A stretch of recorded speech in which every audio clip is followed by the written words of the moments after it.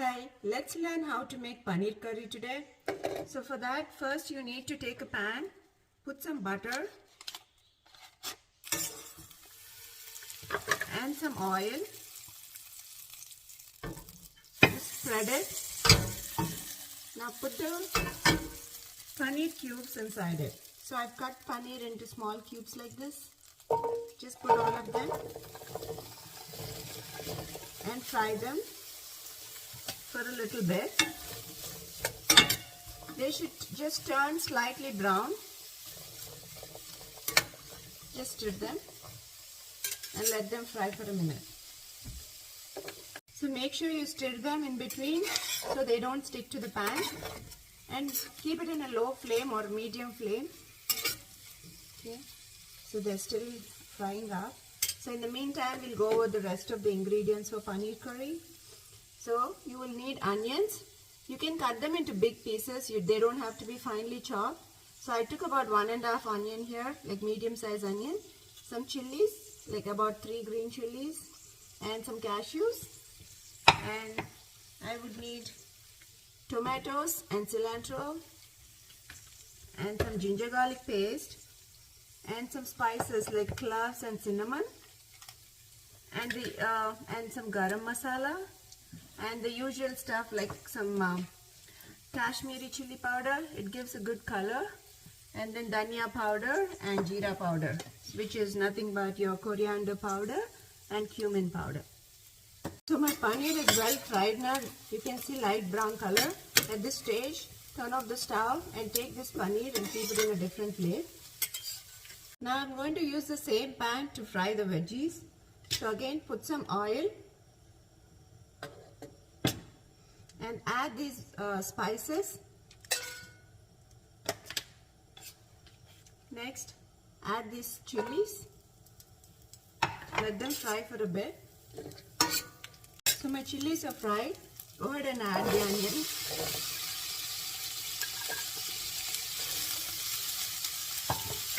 And let them fry. Put some salt in it. A little bit of salt. And then fry it. Let the onions fry for a minute, and after that we'll add tomatoes. So my onions are slightly fried. You don't have to fry them too much. This is good. Now go ahead and add the tomatoes.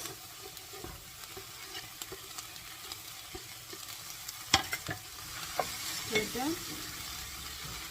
Now add your cashews as well.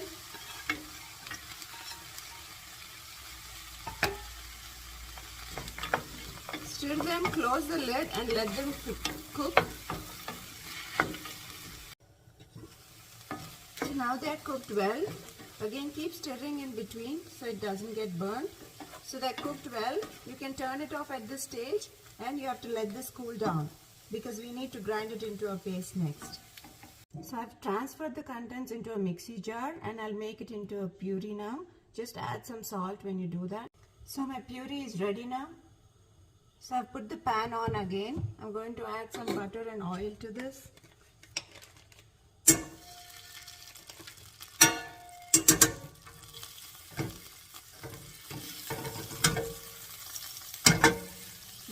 Spread it.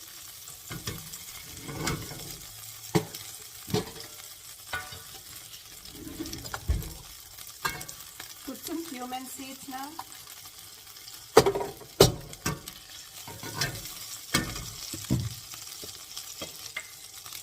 Now add a spoonful of ginger garlic paste. Be careful, it will splutter now when you put this, so make sure you have a lid ready. And then let it fry. So my ginger garlic paste is fried. Now go ahead and add the puree you made.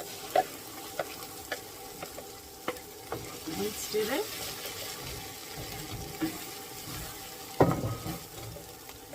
So after frying this puree for some time, add the rest of the spices. So we've already added salt when I'm grinding the puree, but you can just taste check and add more salt if needed. Then add some coriander powder, like a spoonful, and some cumin powder, maybe half spoon. and some garam masala. You would get this in any Indian store. You can take any brand you like. So I've put some garam masala, and because of the chilies it's already spicy, so I'm going to add only a little bit of Kashmiri chili powder. Kashmiri chili powder gives a good color. It doesn't make it too spicy, so this will be a good choice. So stir all of them. Again, let it cook for some time. So my puree is fried and all the spices are fried a bit. Now you can add your paneer that you fried earlier. Just add all the paneer and stir it. If the gravy seems too thick, go ahead and add some water and stir it. Now let this cook for some time. Cover the lid and let it cook. So keep checking and stirring in between. So this looks like it's cooked well now. Just add a little bit of sugar in this stage, a very little bit, and then stir it. Now keep your stove in a low flame and add some milk.